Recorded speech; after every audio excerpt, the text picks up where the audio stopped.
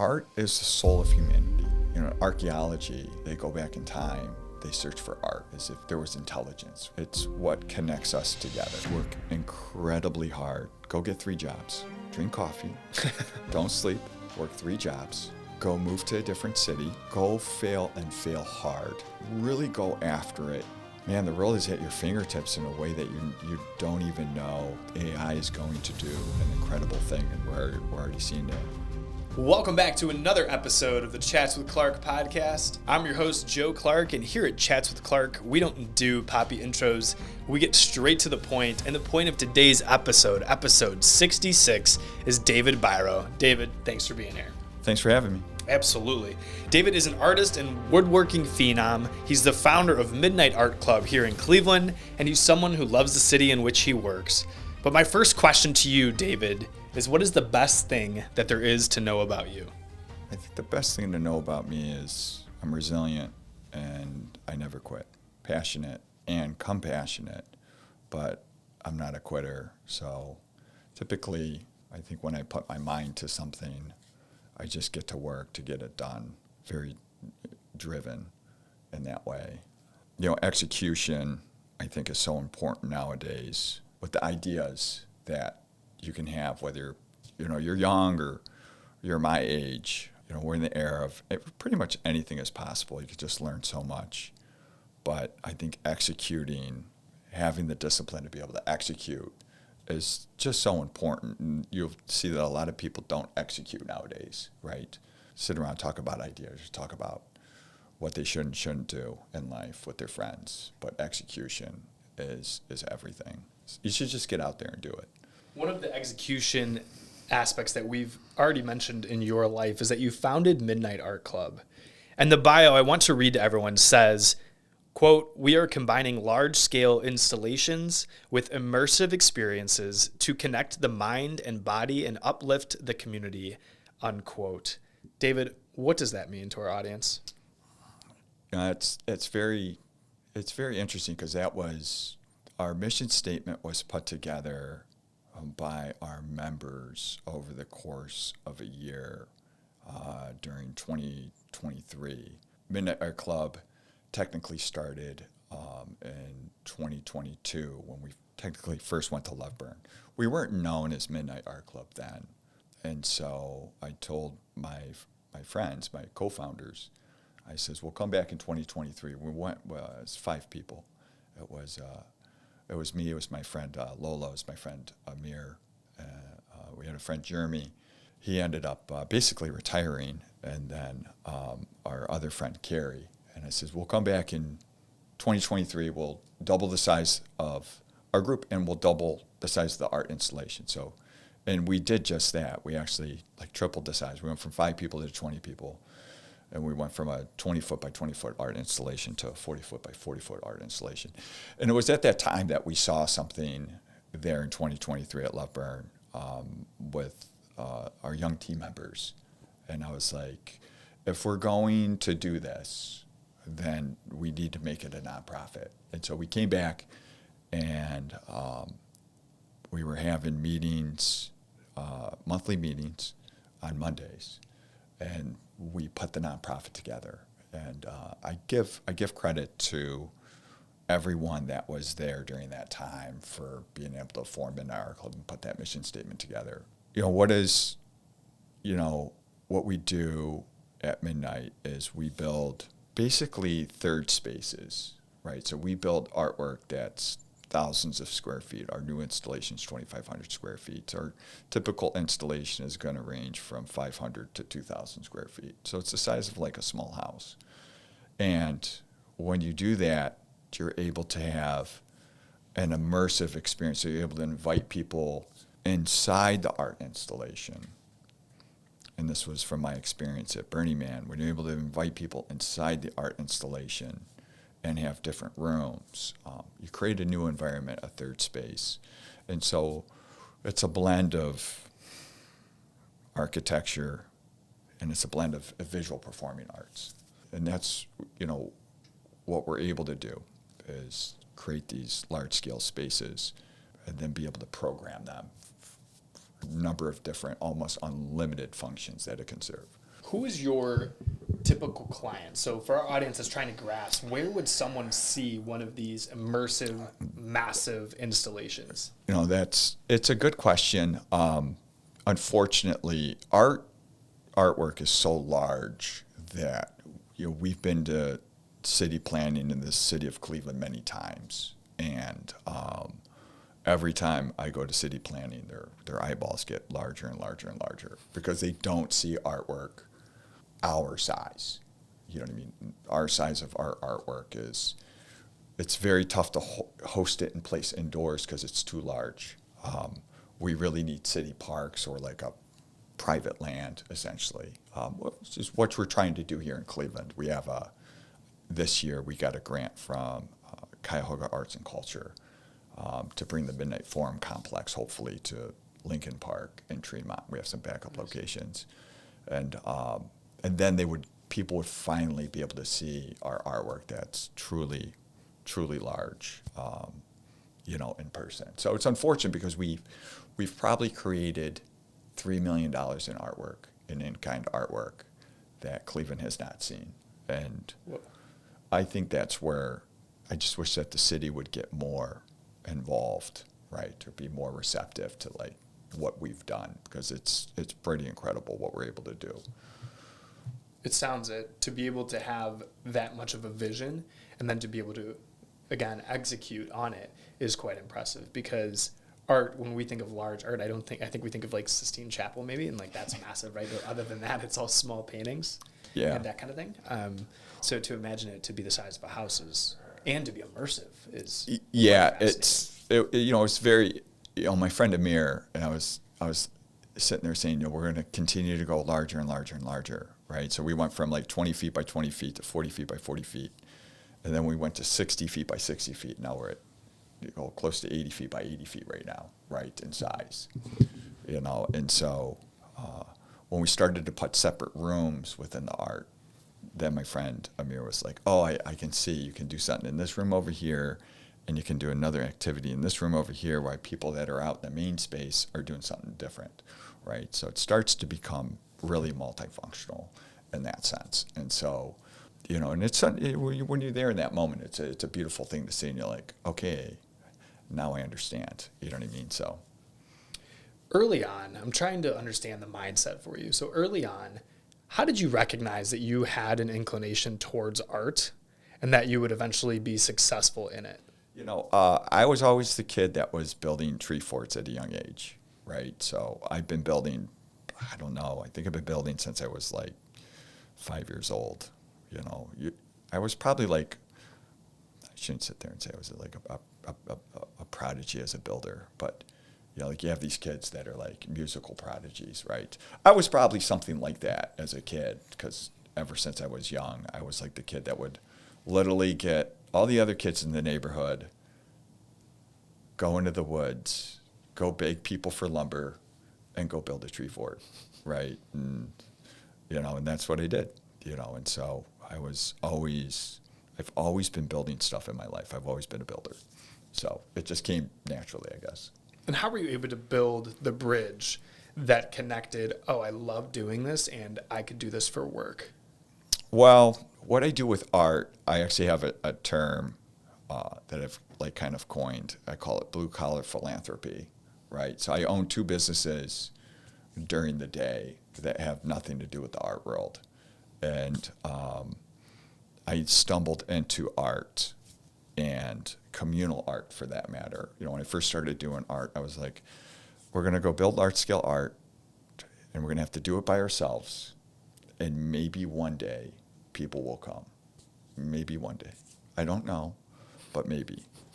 And then it came. It was crazy. I built art for about 3 or 4 years, and I was building large scale art, and then I got the call in late 2021.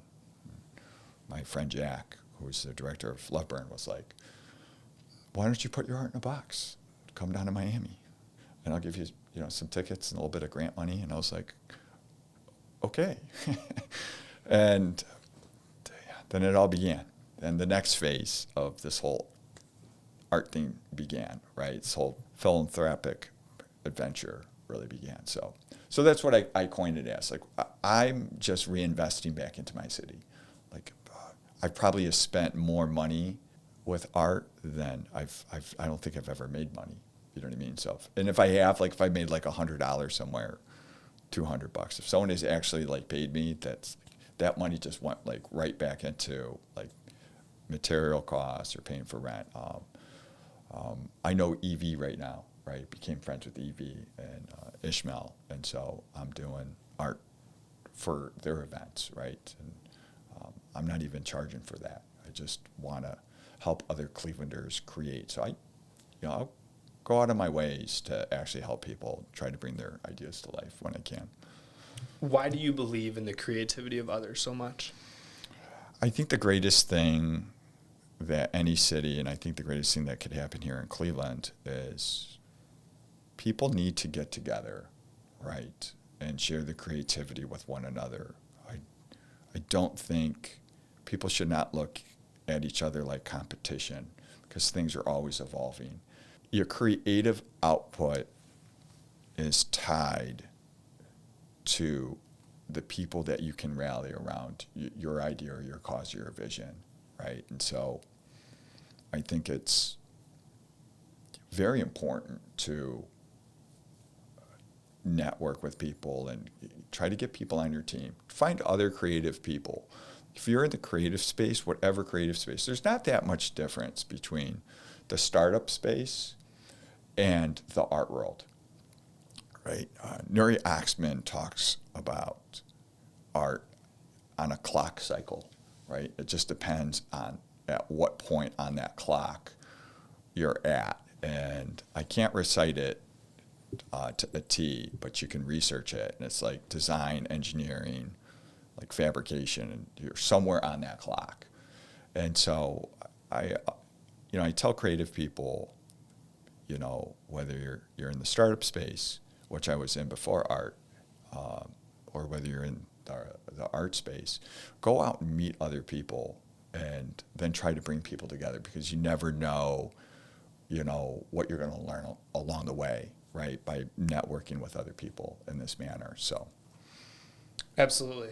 And I think that there's a certain aspect that's so innate to everyone that wants to create, right?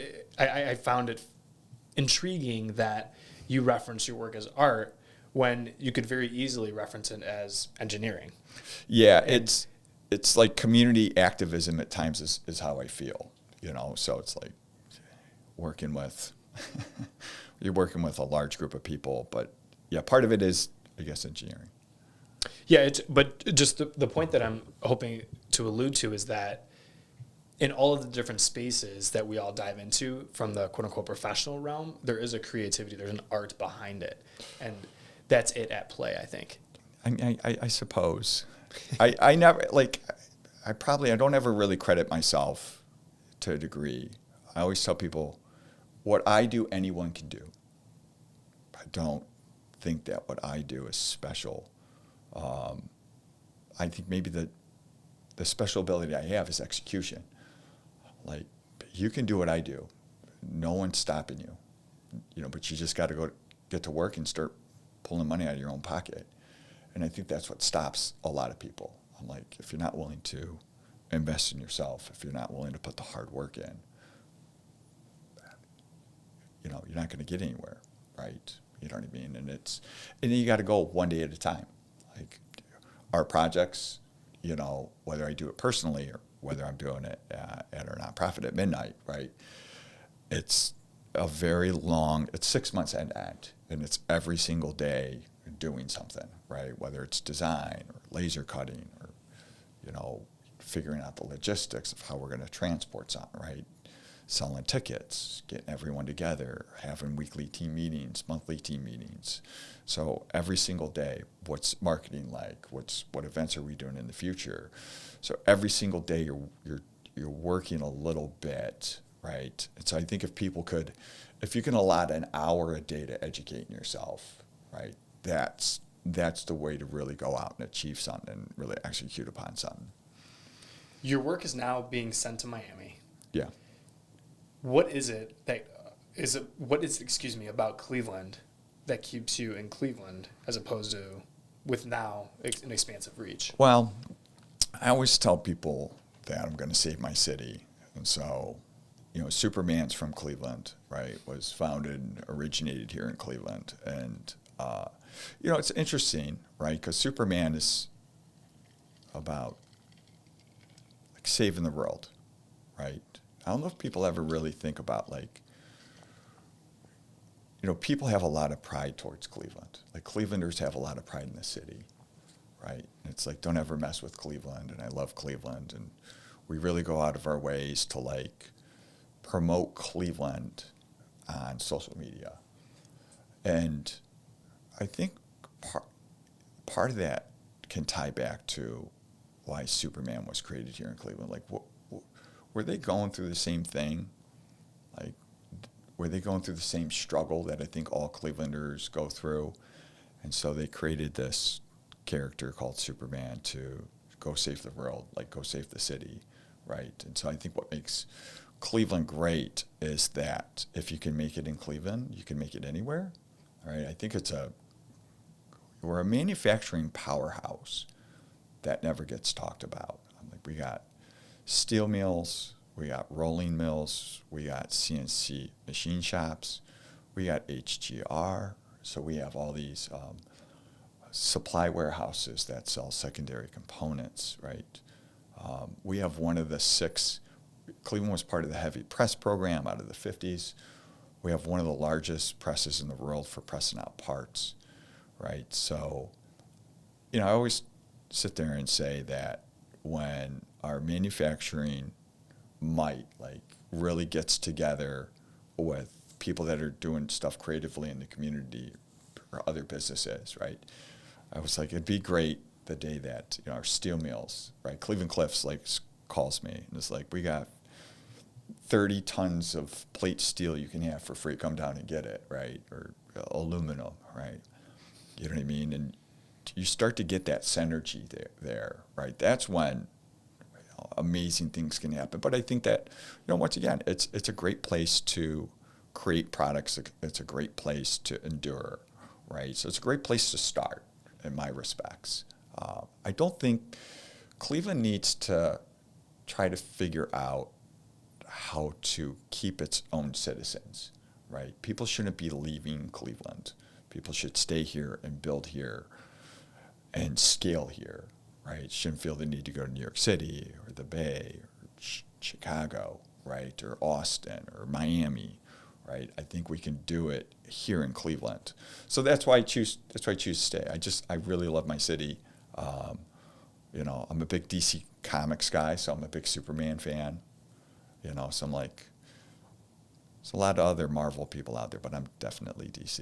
You know what I mean? So, I think, just like that raw energy that Cleveland has. It is raw. And I do agree with you that it's a great place to start and keep going, which you're doing. Throughout that process of starting and continuing to grow, what mindsets have you adopted that have allowed for your success and your growth?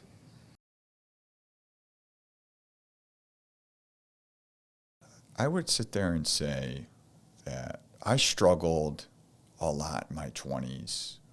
And so that really helped shape me to become a person on a mission. You have to develop your mindset. You have to discipline yourself. Amen. And so I think as being a man, right, you got to learn, you got to build yourself up, right? And so some people get it easy in life and they get it early, and that's amazing. And some people have to really work at themselves. But the interesting part is at least being a guy, is you can start to build yourself up any day, build value into yourself.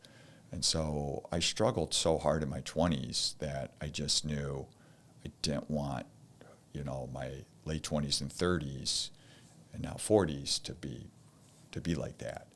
And so I really changed everything about myself and became someone that was driven and passionate and, just got to work, right? Execution. How did you do that, though? So for you to go from someone that you were struggling, and then to be now, we've heard throughout this episode so far stories of execution right off the rip, stories of discipline. Now you got to be a man of discipline. What was it? What was the point where it shifted? How did the pendulum start weighing towards that? I think it's you either, if you have an idea and you believe in it, you either do that or die. All right. Right? And so, it's like, if something's worth doing, just get to work. And you have to get over that. For me, I was either going to change or I was going to die. And, it's a real like life and death moment of like, I don't know if most people have this experience, right? But for me, it was in my 20s, it was just a real life and death moment of like, if I don't change who I am, I just won't exist anymore. And so I chose to change. And I embraced who I was. For me, I think I was running from who I truly was. I was running from the creator side of who I was. And so when I finally had to turn inward, right, I was really just staring there in a dark abyss. And I was like, it's time to embrace who you truly are. That's when everything really changed. But it was, it's just a real life and death moment. And I don't mind talking about it. Like, what does it take for some people? And it just starts one day at a time, right? You can go out and change your perspective, change your life, right? You change your perspective at any moment in time. You can start whatever you want to start to do in life tomorrow or right now. And you just got to find that hour every day or 2 hours every day. Working out is great. How do you develop mindset, right? How would I do that? I says, start out by doing 10 push-ups. When you get to 10, go to 20. When you get to 20, go to 30, right? When you get to 100, go to 150, right? And you develop that work ethic and that regiment and that discipline, right? To what you sit there and say, that mindset, how to achieve something. And I also think that if you're struggling in life, it's like, I think all therapists' office, they should have like people should do 10 minutes or 15 minutes of exercise before they go speak to their therapist, right? So, and then tell me how you feel. You know what I mean? So, but that's a good way to start, right? Is through fitness, right? Through, trying to improve your own body, and that just teaches you discipline. It teaches how to change your mindset. So, that continual progress is so real. We've all heard that phrase that the days are slow and the years go by so fast. And I think it is a testimony to what can be done over the course of a year. Right? I feel like there's, again, another famous notion that we're overzealous about how much we can do in a day, and then we shoot ourselves short in how much we can do in a year. And when you start working out consistently, and when you start working on something consistently, and the 10 push-ups become 20 push-ups, you're like, wow, in the course of a year, I can bang out 100 push-ups in the morning, 100 push-ups at night, every single day, for example. And that is just such a testimony to, again, the progress that can be made when you're consistent and over time and gradual steadiness. Yeah, I think something that helped me in life is trying to understand how to break down time. I get like 6 hours of sleep every night, maybe 7. And you look at your day, you look at how you perceive. I don't perceive Mondays as Mondays. I know everyone's like, oh, Monday's such a dreary time. I hate Mondays. I'm like, Mondays are my Fridays, right? Fridays are my Mondays. Like Friday night, I will be at home on my couch, dead, relaxing. Everyone else will be going out partying. I'm like, I will be at my, and so it's just, once again, it goes back to change your perspective, right? Look at your days, look at the hours and the days. I always tell people, when you're having a tough time, break it down to hours or minutes. Like, okay, you got a long day ahead, or it's going to be a stressful day. Break it down from 7 a.m. to 9 a.m. And when you get to 9 a.m., go from 9 a.m. till 11 or noon, right? You make it to lunchtime, right? Then you look at noon to 3, right? Once you start to break it down into smaller, quantized bits, right? Everything becomes more manageable, and then what you're able to do. I've seen other successful people do this. They look at their day as a series of blocks, right? And what am I going to do from this block to that block? Where am I going to get my nap in? When am I going to eat? When am I going to spend time with my kids? Where do I have an hour to do, design work or marketing work or educational work? And so, yeah, it's, some of us spend 3 hours on the doom scroll on Instagram. You know what I mean? So, David, speaking of perspective, what is your goal or what are your hopes with each piece of artwork that you develop? There's a good scripture, right? Quote out of the Bible, right? Isaiah 6:8. Who will go for us, right? Who shall I send? Send me, right? So,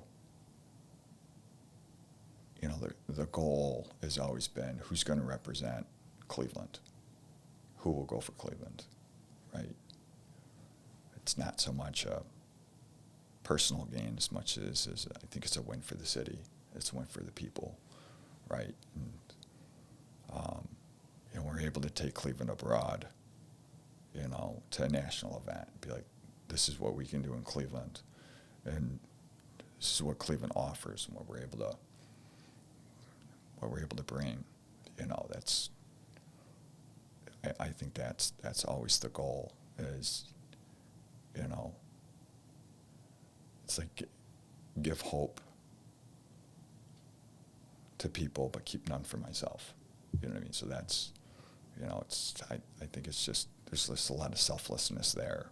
That's always the goal. So being able to, I think, bring people together and be able to,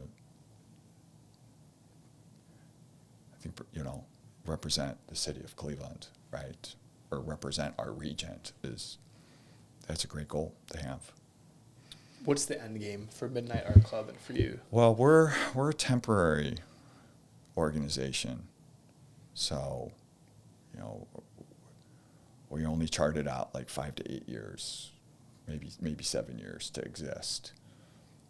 When you exist within a temporary, fear of missing out was created. That acronym was created at Burning Man, right? Because we burn artwork to the ground.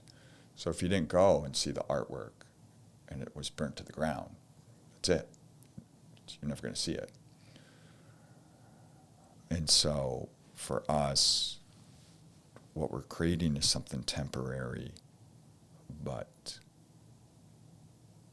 I think it's like monumental, and I give it to my team members, right? To be able to, you only will get perspective when you're able to look back. And I tell my team members, I just go, in the moment, we don't know what we're doing, but wait 5 years after it's all done. We're not doing it anymore. That's when it hits of like, oh wow, like that's really cool. So we don't plan on Midnight, at least I don't plan on Midnight Art Club being around for a long time. It's a very temporary organization. We hope to inspire other people to be like, we want to do the same thing, or an offshoot or something. We've influenced more than 100 people at Midnight Art Club. We've brought people together that otherwise would have met each other. And we've changed everyone's lives. And I would only sit there and say we've changed their life by 2% or 3%. But that's like electricity in your muscles, right? If you get a 2% increase in your electrical output in your muscles, you're like 10 times stronger.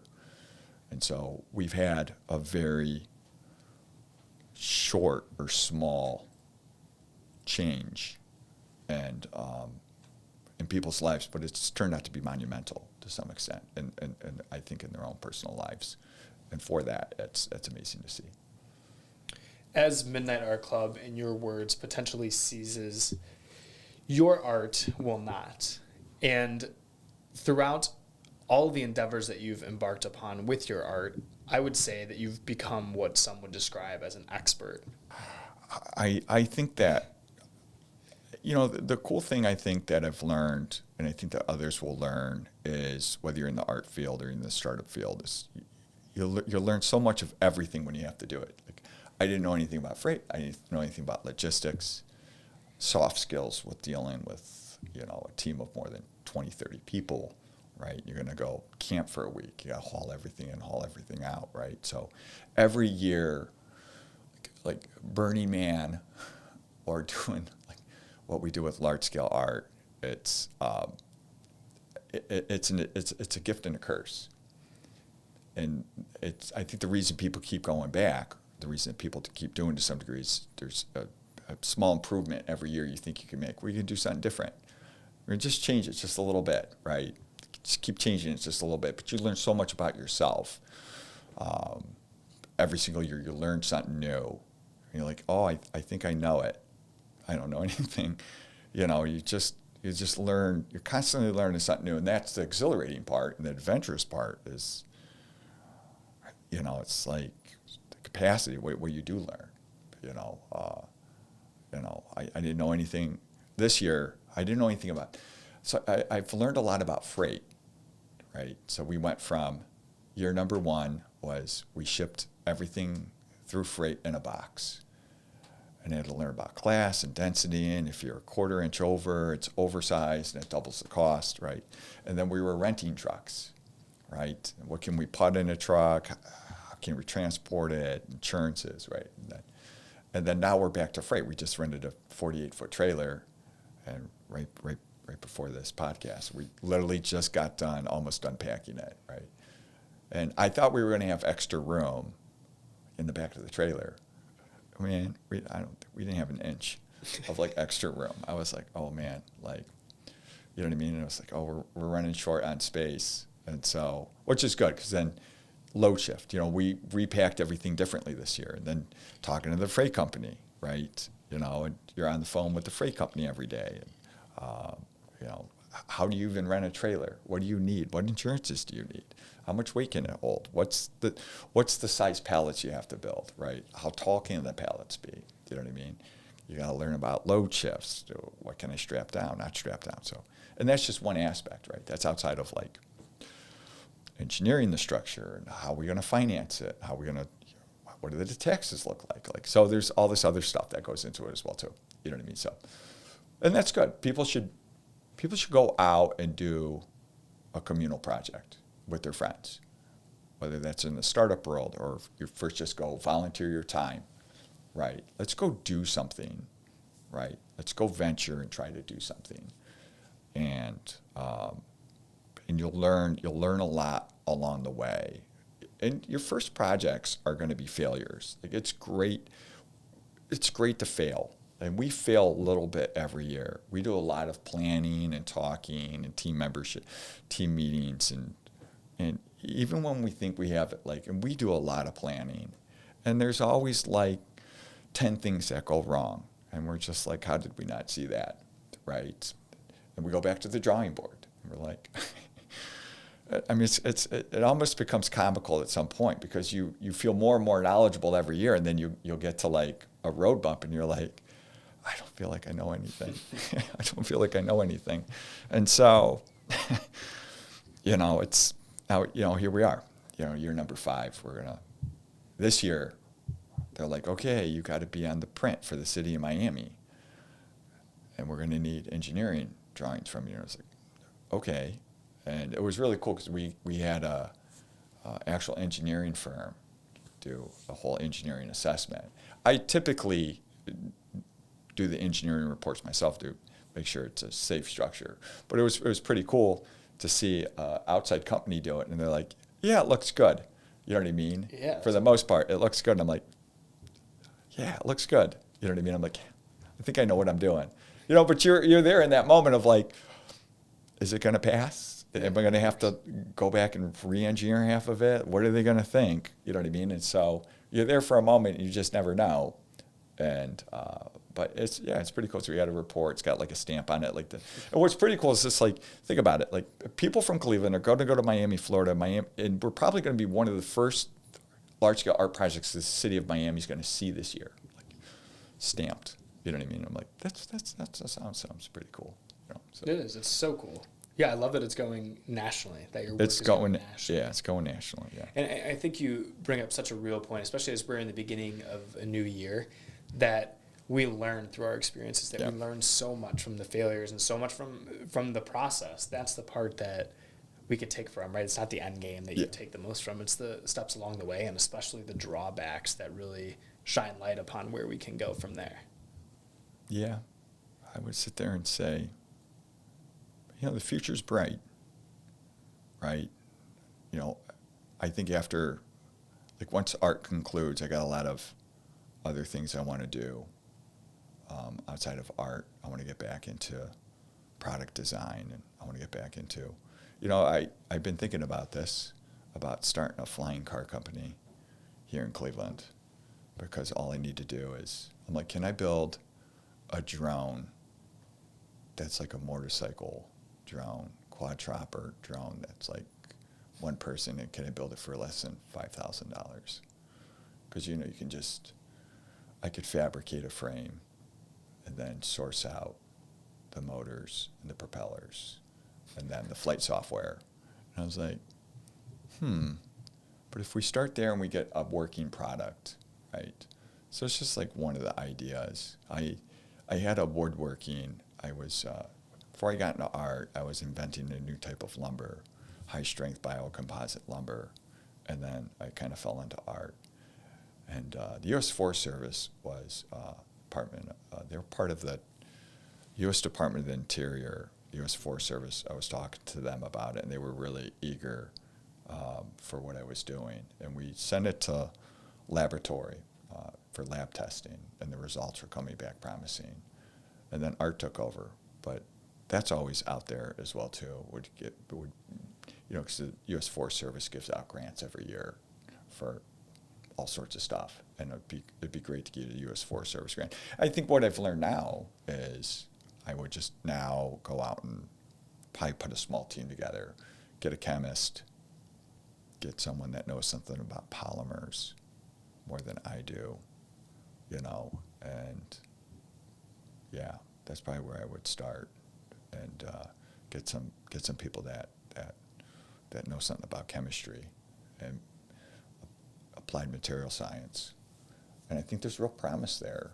You know what I mean? So I'm eagerly waiting to get back into like product design, and but that's what people won't talk about, right? Is how lonely it is being a leader, right? It's whether you're doing a startup or you got your own nonprofit, you found it with your friends. Like, I can't believe how even the companies I own, like, it's lonely at the top. It's really lonely. You got all the responsibility, all the liability is on you. You were the person, and that's, I guess, what I wasn't prepared for is how lonely it is.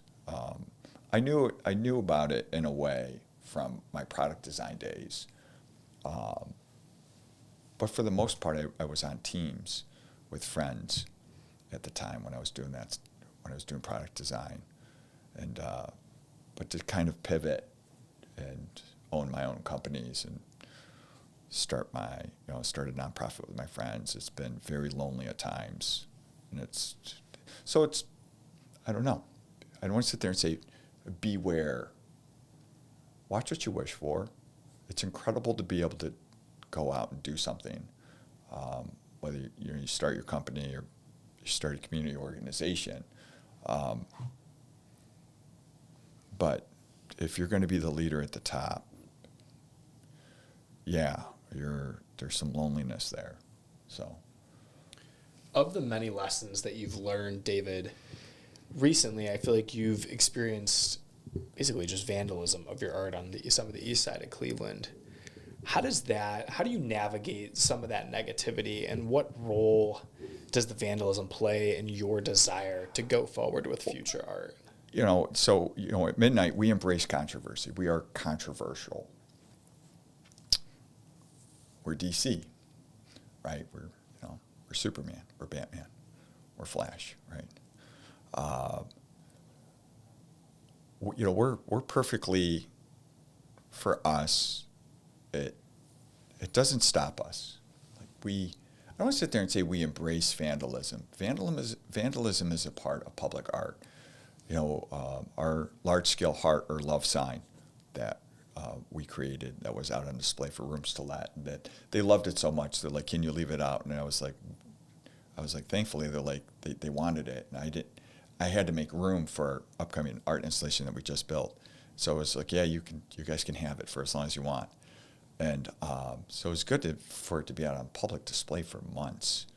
And for us, it was great as well, because we're able to test design principles. We're able to test materials that we use, fasteners that we use, coatings that we use. How does it interact with the community? And so it's a material test bed from an engineering perspective. Then it's a communal test bed. How's the community going to react with it? And then the vandalism starts. We don't even mind if people write on our sculptures, right? That heart was created for Golden Hour, then MGK Day. Really loved it, and we had it at MGK Day a number of times. And all these fans would come and sign it, right? I still got the panels, and we'd have thousands of signatures, right? Colson, we love you. Yeah, of course we still love you. And MGK is great, and big supporter of our artwork. He's, I give it to him and his team. They've been very generous with us. They've been big supporters of our artwork, and I've always tried to offer the panels back to them.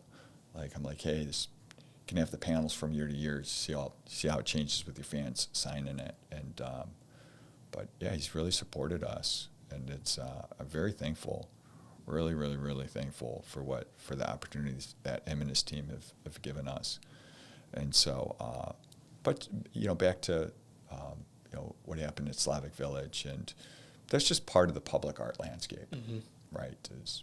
It's part of the interaction. If you're going to have public art, we actually have another piece of public art right now with Bob Peck. Line of Sight is over in Waterloo District. It's probably the region's largest 3D graffiti art installation, right? It's all Bob's design. I fabricated it. So Bob made a foam construction model of it. I was like, Bob, let's work on a project together. And he was like, okay, cool. And I was like, I'll fundraise it, and I'll engineer it and fabricate it. And all you got to do is just give me a design, and he spray paints everything, right? Incredible artist. And big shout out to Stami Paul at Graffiti Heart. You want to talk about a side note? We have this graffiti museum in a way, graffiti gallery. She's got a building there at the corner of 49th and Graffiti Art sits at the 49th, at the intersection of 49th and St. Clair.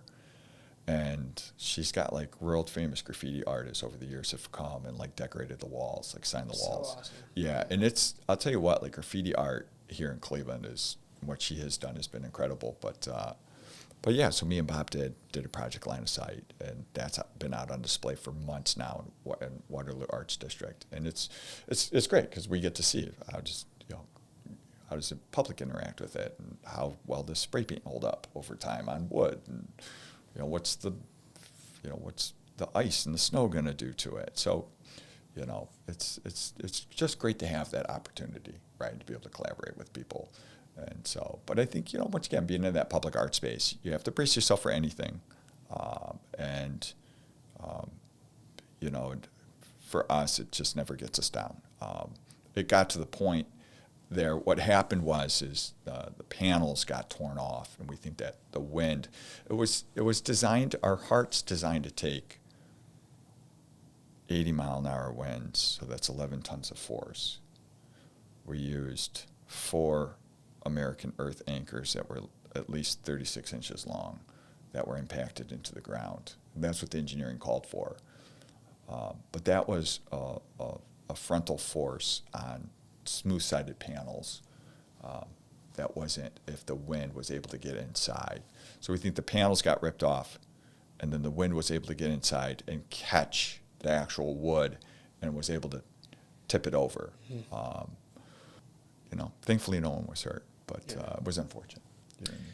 I love the perspective that you're taking, though, and it just ties into what we were discussing earlier with the mindset and being able to focus on the almost like the positive and the uplifting side of it. I love the perspective that you're taking, that it's another trial run and that you get to take something from it and develop it and make it even better the next time around.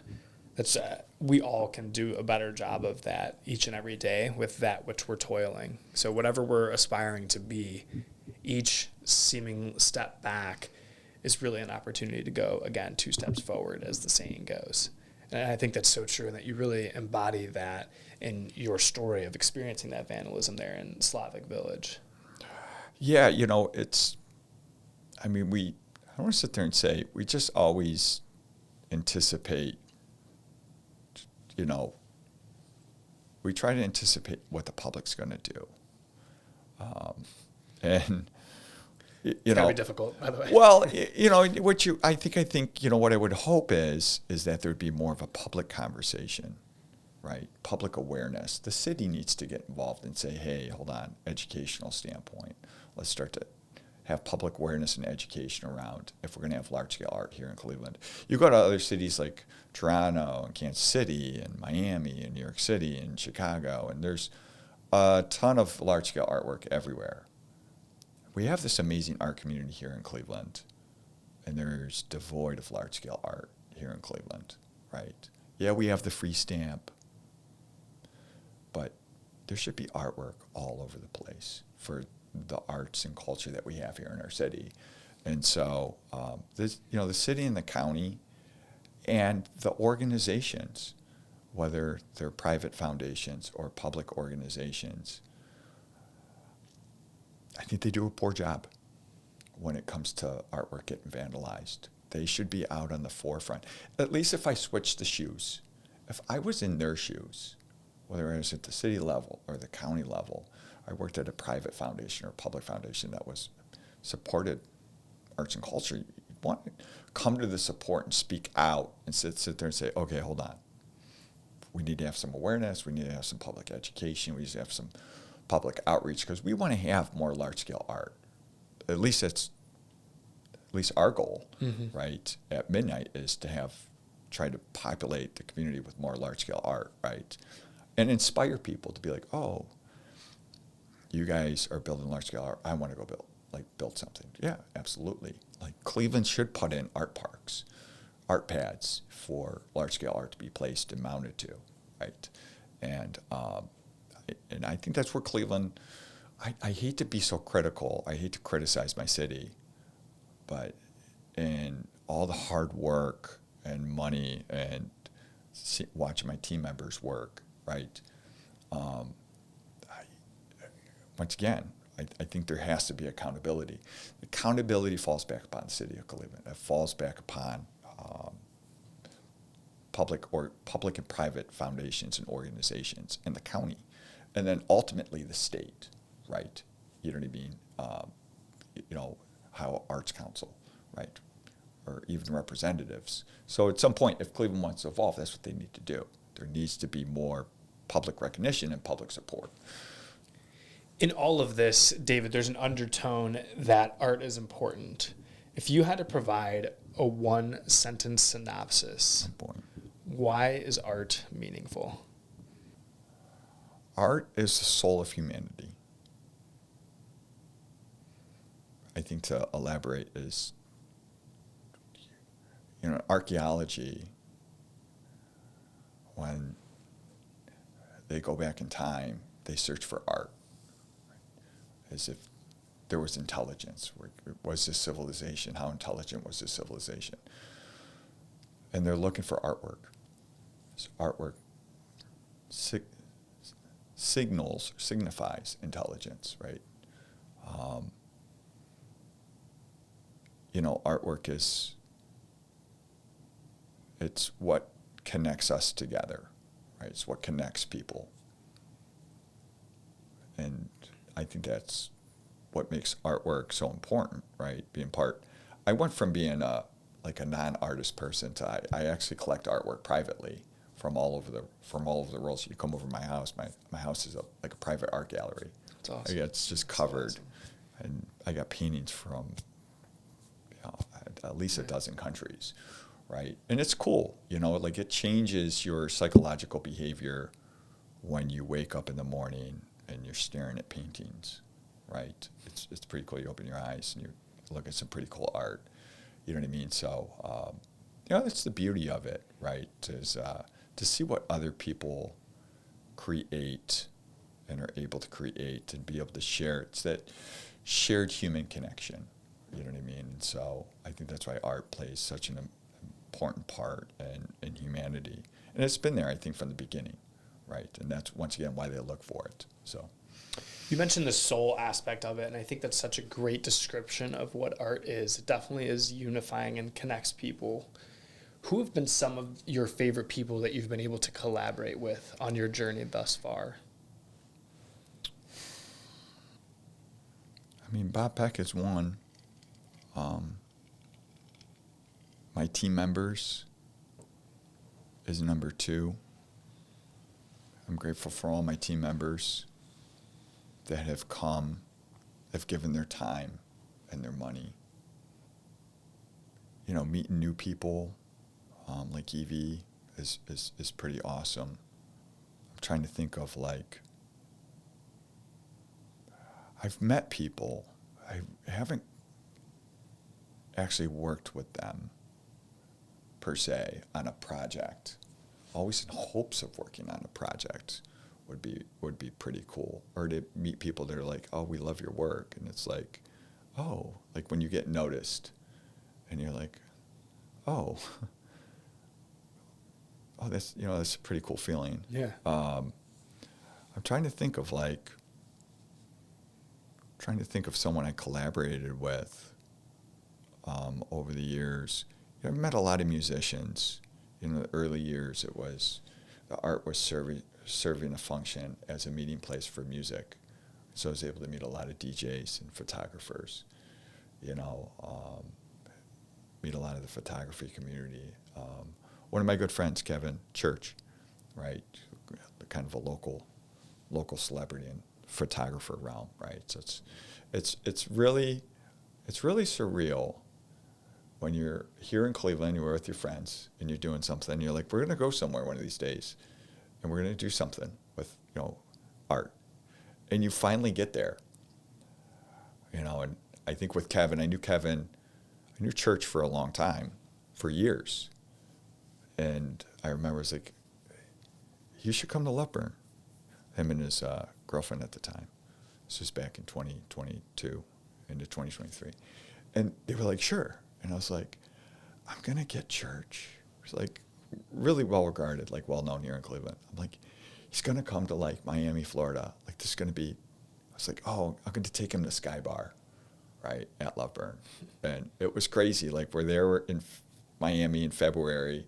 And I remember taking him to Sky Bar for the first time. We're on the top of Sky Bar, 70 feet in the air. And I was just standing there. I was like, this is wild. Yeah, this is surreal. You know what I mean? So, but I've had, the gratitude of just meeting a lot of different creatives here in Cleveland, photographers and models and videographers, podcasters, people that were doing fine artists, people that do sculpture work, right? And I think, the biggest appreciation I have is to anybody who shows up to Midnight Art Club meeting. Anybody who's willing to make time to hear our story or hear my personal story is really cool. I actually will get a pretty cool shout out to the girls at Contrast High, Gina and Jenna, good friends of mine, really brilliant at what they do, with their design and their artwork and their fashion and their marketing. Got to know them over the last 5 years and helped them out on a number of projects. And it was a really great thing that actually happened in my life. You know what I mean? And I really love them for the opportunities that they gave me and the networking that we had, and all the experiences that we went through. So Cleveland's made up of a lot of really creative people who need to get together. What Cleveland really needs is, they used to do tech pints here in Cleveland, and maybe they still do, and they were startup networking events. All the startup founders and investors would all get in a room, and they'd do a little talk, and we'd all network. And I says, you should expand that to where you have the startup people and the investors, and now you have the artists, and you got everyone else on the creative spectrum, and we're all in the room together now. Because artists are poor at business, right? You know what I mean? And I don't want to sit there and say startup people are poor at art, right? But there's a mutual shared connection there, right? You can be an artist and discover an idea and go into the startup field.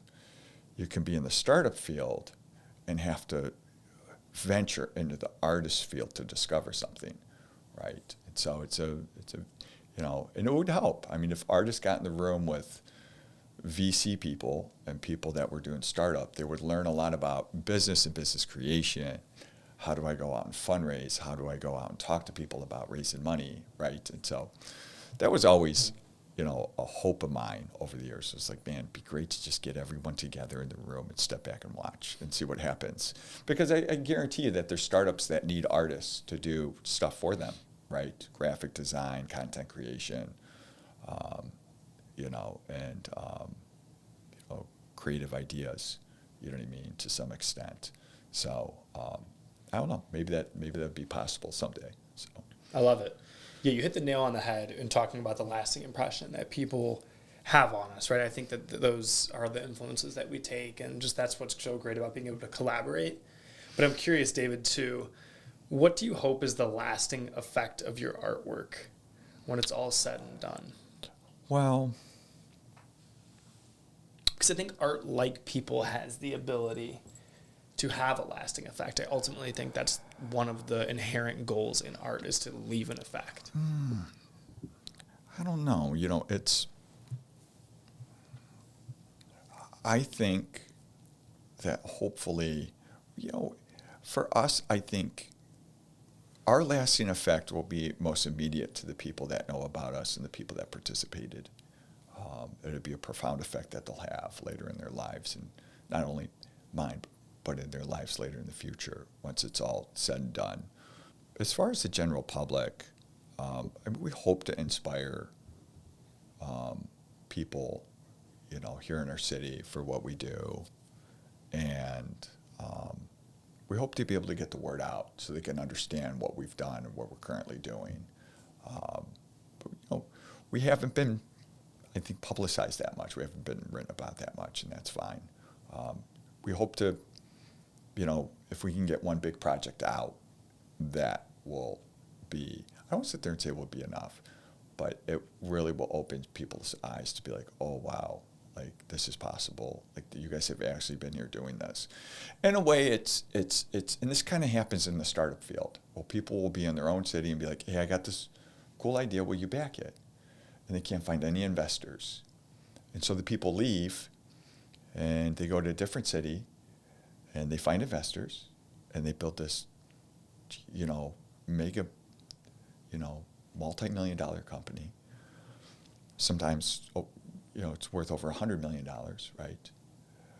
And they look back to their own city and they're like, yeah, you guys didn't want to help us, right? You know what I mean? Like we tried to give it a go. You guys didn't believe in us, so we left. And so I think that's where, Cleveland needs to find itself, is really double down and believe in its own citizens, really get up underneath its own citizens and keep its own citizens here. If you're doing something here in Cleveland, you know what I mean? How do we keep you here in Cleveland, right? And scale your business, give you the resources that you need, right? Because it's a tragedy. I always think when creative people leave Cleveland, whether they're on the business side or they're on the creative side, I think it's a tragedy. You know, anytime Cleveland loses a person that had creative input in any sense, and they leave, it's a loss for Cleveland, right? And we're a small market population, so every person counts. We don't have talent to spare. We need to keep our talent here. I agree. I'm all in on keeping our talent here. I think it's great to plant your roots where they've been watered. Yeah. On Chats with Clark, David, we have a closing litany that we always dive into. Oh, here we are. We're at the closing litany. Okay. And my videographer, who is one of the talented of Cleveland that happened to leave Cleveland, is very familiar with this litany. But the first question is rooted in my contention that people who live with gratitude on their mind and recognize the blessings in their life have more fruitful lives than those who do not. I think that gratitude is essential in that. And my question to you, David, is what role does gratitude play in your life? You know, I'm grateful. I'm grateful for all the tough experiences that I had. I'm grateful for the struggle. You know, I'm really most grateful for the people that have believed in me along the way. You know, that's always an amazing thing. I tend to, I think in terms of gratitude, be grateful for those who want to work with me, right, is the way I view it. You know, I'm just one person. You know, from a gratitude sense, there's a personal side, like the personal struggle, right, and the development and the future. And then there's the communal side or the city side, in a way of, you know, having people believe in what you're doing, right, or come along and believe in what you're doing. That's who I'm most grateful for. You know, and sometimes it's rough, you know, when you're building something with people, right, you're going to have ups and downs. But I'm always grateful for the people that I met along the way, who would sit down and take the time, you know, to chat or listen or provide input, right, or, you know, year over year physically help, right, or just even contribute their time. I'm sort of most grateful for, you know, is those people along the way, you know, on this journey, you know, so. The people that believe in you before they had a reason to, seemingly, from as far as the validation of our own experiences sense, are definitely some of the best people in our lives. Yeah, right. Absolutely. They see something in us before even we had something to show for it. Yeah, that's very important. But I don't know. I think you got to believe in yourself first. True. Right. Absolutely. It's great to have people in your lives that believe in you, but part of me wants to sit there and say, first, the light is going to come from yourself, right? You're going to shine that light out, or start to shine that light out. People are going to start to gravitate towards you. In that moment, right, treat those people with kindness. You know, kindness is free. Treat those people with kindness and be grateful. Be grateful that they have come, right, or that they're willing to give their time, right? You know what I mean? So there's got to be, and I think that's where people lose, right? Just people will not take it for granted. People take people for granted.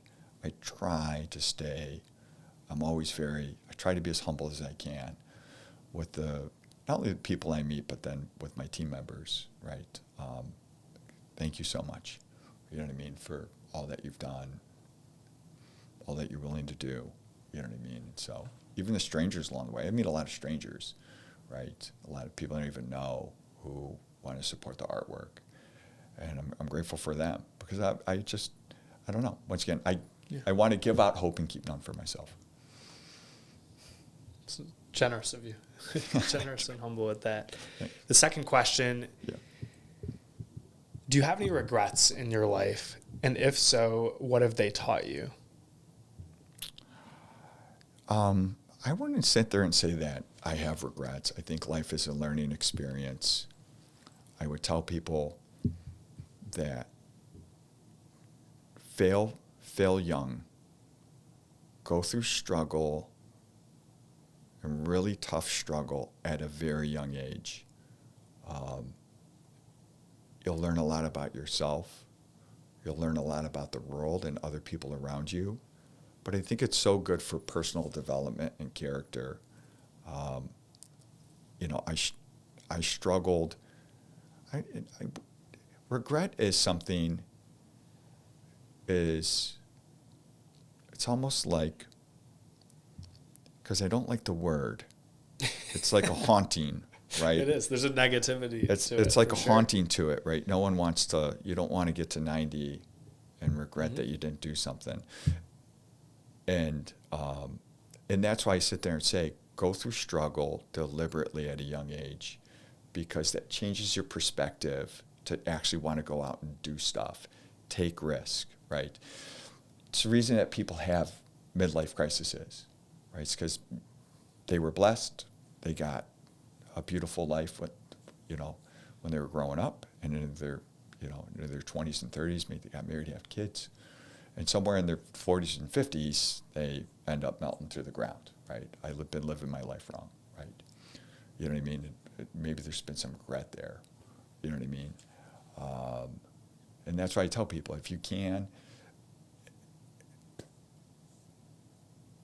God bless people that, I have family members, right? And I have other friends who've got a beautiful life up front, right?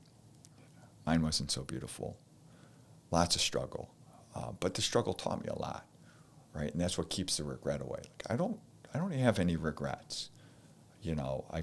As I've gotten older, I've looked back to the darkest times that I've been through, and I have a really renewed sense of thankfulness for it, because it taught me so much about myself, right? And then it caused me to do so much positive things in the future, where I think I would be in a worse spot if I didn't go through that struggle, that God-given struggle. I wouldn't want to know where I would be. You know what I mean? I could be in a worse place, technically. So, it's... I think also, which ties into our third question, that sometimes getting out of the darkness and the dark spots can be done by having something to look forward to. I think that's part of creating zeal and excitement in life. So my question to you, David, is what is on your calendar that you're looking forward to, and why? I would love to get married. I'd love to get married. I'd love to settle down. All our single ladies in the audience, this is your I'd chance. I'd love to get married. Instagram's in the description below, or will be. Yeah. As I've gotten older, I've accomplished so much in life. The only thing I haven't accomplished is marriage. Like, I've built products. I was an early investor in Bitcoin. I've traveled the world. I've collected art. I've worked with hundreds of people, right? I've tried to serve my city, right? So I own businesses. I've, was in the startup realm. And so, and I always just tell people, like, I've never settled down. I'd love to settle down. I'd love to get married. I think, it's something that's, more so on the calendars and getting back to traveling, right? It's been a moment. I was in Spain back in April, but I can't wait to get back out this upcoming year after Loveburn and just get back, really travel to about maybe 2 or 3 countries later this year. I'd love to go to Japan. I'd love to go to, I really want to go to Iran. So I'm hoping that situation changes. I really want to go to Iran. So I'm hoping that, regime change comes, that country opens up to American tourists. I'd love to be there later this year. I'd love to go to Morocco. So it's kind of like 3 countries. Like, Japan would be great. They got a great textile industry there. Morocco would be great. Their architecture and their tile work is probably some of the best on the planet. And then I'd like to go back to the Middle East. Beirut. Ooh, I'd love to go to Beirut. You know what I mean? So the world's out there for me. Yeah. You know what I mean? Nothing's stopping me. So I'd love to have someone to travel with. I was just going to say, all our single ladies, you're hearing all these accomplishments, you Yeah. hear the humility, you hear the world tour that's about to happen. Yeah. So It's a heck of your own closing litany there, David. It's like a nice pitch for all these women listening in the audience. I think, well, yeah, I mean, I don't know.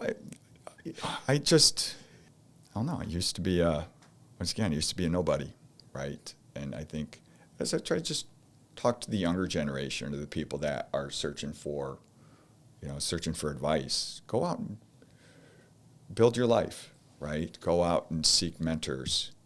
Go out and seek role models, right? You can be or feel that you're a nobody right now. There was a time in my life I didn't travel. Like, I literally was a bum, right? And I didn't travel the world, and I didn't do anything, and then come out of all that, and it's crazy. When I look back, and I've been to 26 countries now. It's crazy to think I've been all over the world. Like, I've been all over, and that's just a crazy thing. And the people that I've worked with, and the products that I've worked with, the companies that I've worked with along the way, right? Yeah, you know what I mean? And so it's great to just, I think, be accomplished. But I want to be accomplished at the Maritime. So. Come on, yeah. The fourth question was actually what advice you would give to the audience. And I think you kind of nailed that. So I guess I will tailor it slightly and add, is there any piece of advice that you would like to tailor to a specific sect of the audience? I love talking to young kids, kids that are teenagers, late teenagers, kids that are in their early 20s, of go out, work incredibly hard, go get 3 jobs, drink coffee, don't sleep, work 3 jobs, go move to a different city, go fail and fail hard. Because if you fail at 18 or 19, it doesn't matter. You come back, you're 21. You could start college at 21 and still be graduated by the time you're 23, and so work incredibly hard, work on yourself, take insane risk, right? Really go after it. Don't be afraid to call people out of the blue and just ask for their advice, or to look up to people. Be like, hey, I look up to you. I'd love to come shadow you for a day, right? Have no fear of someone telling you no. That's part of the process. And it's a beautiful part. So when people tell you no, you go, how can I do it different? Or what did I do wrong? And I always have hope for the next generation, right? And that's why I love to just talk to young people. I've talked to them for hours of like, you're not working hard enough. No, you need to go work as hard as you physically can. Yeah, live at home with your mom. Get together with 3 or 4 of your friends and live in an apartment, right? You know what I mean? And, and just stack your money. You could go work 2 or 3 jobs right now. You could work at a gas station. You could go bartend, right? You could go, you could go work online, right? You could do e-com, right? And educate yourself, right? You could go work in a manufacturing plant. And I guarantee you, if you do that, if you work at least 2 jobs and you live at home for 2 years, right, you will have money if you don't spend your money on dumb stuff, right? You know what I mean? And if you invest in yourself, absolutely invest in yourself. Spend money to educate yourself. And you don't even have to spend a lot of money. You can literally go get a Harvard degree for $1.50 in overdue fees at the library, right? Or you can learn off YouTube or even Instagram. There's so many people out there, so many different ways to learn. And so it's really just trying to connect with the younger generation on, man, the world is at your fingertips in a way that you don't even know. The information that you guys have, the technology that you guys have grown up with, right? And the generation that's going to come after you is going to be, it's going to be incredible. What AI is going to do in this world is an incredible thing, and we're already seeing that play out, and to just really go hard on try to look for. You should sit around with your friends and talk ideas. And if you're not sitting with your friends talking ideas, get a new group of friends. Honest. There's save some time for partying, save some time for having fun, getting blackout drunk. That's part of, it's part of the youth experience. Be around people that want to discuss ideas, right? And just discuss ideas like, what could we do and how would we get there? Because there's no reason now to not go accomplish that. Like, you can go on YouTube and be like, okay, you can have ChatGPT write you a business plan. You can have ChatGPT actually give you advice on how to go raise money, right? I mean, just 10 years ago, you couldn't do that. Like, the barriers of entry now for execution is so low because you can, with AI, can figure so much stuff out for you, right? You know what I mean? The other part is to really figure out whatever idea do you have, is there a market for it, or is there not a market? Do we have to go create a market, right? But there's so many tools nowadays, and even for myself, I'm in my early 40s, right? And I'm just so eager about the future, right? But then I try to look back and give back to the youth or to people that are younger than me, to just try to change their perspective on what the future can be and what it can be for them. I'm not one of these people that like to walk around and be like, oh, the next generation is lazy. I'm like, I don't like to think like that at all. You know what I mean? I'm like, if you change the wording of how you talk to people, you can go back to inspire people and encourage people. And I think that's what people need. I think young people need to hear encouraging thoughts, right? But really get yourself around. Get yourself some really good mentors. If you're someone young, go find older people that are successful. Actually call them, have admiration for whatever they're doing, right? And try to shadow them, right? Go carry their coffee, right? Go work for them. Go work for free for them for a day or for a week. That's a priceless experience in your early 20s. Like, if you can go shadow like a CEO or CFO, someone that you look up to, and you call them up and you say, I really look up to you. Can I come work for free for a week? The education you will get is so priceless. You know what I mean? And then, look at who you're surrounding yourself with. You know what I mean? And surround yourself with people that discuss ideas and want to go try to execute on ideas. Because typically, successful young people are typically doing just that. They're talking ideas with other people, with their friend group. You know what I mean? So, and that's, but everyone wants to live a life differently, and there's nothing wrong with that. So there's nothing wrong with being a young man or a young woman and wanting to do what typical culture is. But you can break outside that bounds, right? And that can definitely give you a leg up in life if you choose. But there's nothing wrong with not making that choice. You know what I mean? But if you can get a head start a few years earlier than everyone else, it can make all the difference. So, ladies and gentlemen, episode 66 with David Biro. That advice at the end there is beyond invaluable. That was tremendous. So I appreciate you sharing it and sharing your creativity with us here today. As you all heard, he is someone who executes on his ideas, and he is one that is innovative in his own creative, artistic ways. We appreciate having him here in Cleveland to beautify our city more than it already is, and to share that love of it with all of us. All of the links relevant to this conversation will be in the description below or in the pinned comment if you're on YouTube. We appreciate you tuning in. As you kind of hear every single episode, if you haven't yet, hit that subscribe button. I don't know what you're waiting for, but I'm your host, Joe Clark, signing off of episode 66 of Chats with Clark. Thanks for listening.